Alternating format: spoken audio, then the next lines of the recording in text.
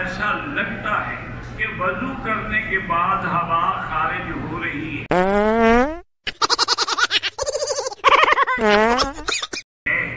نہ آواز آتی ہے نہ بو ہے، وہ ہمیں تو سے وضو نہیں ٹوٹتا جب تک کہ آواز نہ ہے یا بو محسوس نہ۔ اگر دوران نماز بھی ایسا کوئی بات نہیں، وضو کرنے کے بعد اگر ہوا خارج ہو، بدبو بھی، وضو نہیں ٹوٹتا میں نہیں ہوتی۔ میں ایک محفل میں بیٹھا ہوا تھا تو 3-4 آدمی، تو ان میں سے ایک کی ہوا خارج ہوئی تو وہ ایک کہہ رہا ہے میں نے نہیں کیا دوسرا کہہ رہا ہے، تو میں نے ان سے بولا کہ بھائی اس صفائی کی آپ کو ضرورت کیا ہے کہ میں نے نہیں کیا اس نے کی؟ چھوڑو، کسی کے ساتھ بھی ہو سکتا ہے، خام خمیں جو صفائی بیان کر رہا ہو سمجھ لو اسی نے کیا ہے، اسی نے کیا ہے۔ ایک واقعہ کسی نے مجھے سنایا کہ 2-3 افراد مل کے تراویح پڑھ رہے تھے، بند کمرہ تھا، اب کسی کی ریح خارج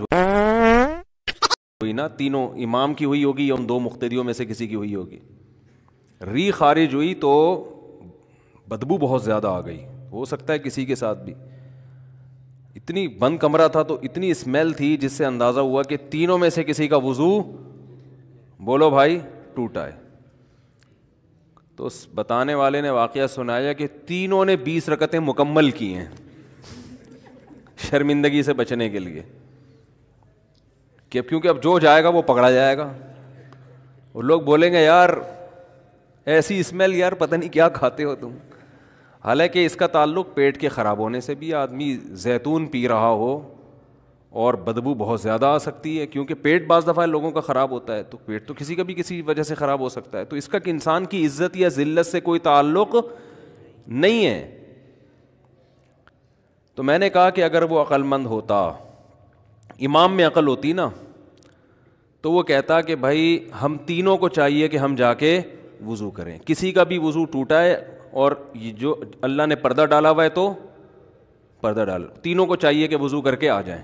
اب جس کا ٹوٹا وہ بیچارہ بغیر وضو نماز پڑھتا رہے، کتنا بڑا جرم ہے بغیر وضو نماز پڑھنا۔ تو اسلام نے کسی کی جو سیلف ریسپیکٹ ہے نا اس کا بہت زیادہ خیال کیا ہے، نہ تو شرعی حکم میں تبدیلی ہوگی کہ بغیر وضو نماز ہی پڑھتے رہو، تو بہت بڑا جرم ہے، لیکن عزت کا بھی خیال۔ یہی وجہ ہے کہ علماء نے مسئلہ بیان کیا ہے کہ نماز کے دوران کسی کا وضو ٹوٹ جائے تو ناک کو یوں کر کے نکلے، وہ کیوں؟ اگلا سمجھے گا نکسیر پھوٹی ہے،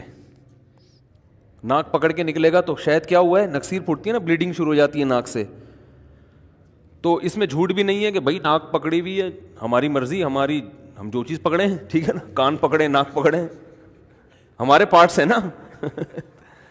تو ہم ناک پکڑ کے نکل رہے ہیں، تو یہ جھوٹ بھی نہیں ہے، لیکن یہ میسج جائے گا کہ بھائی کیا ہے۔ میں ایک دفعہ یہاں نماز پڑھا رہا تھا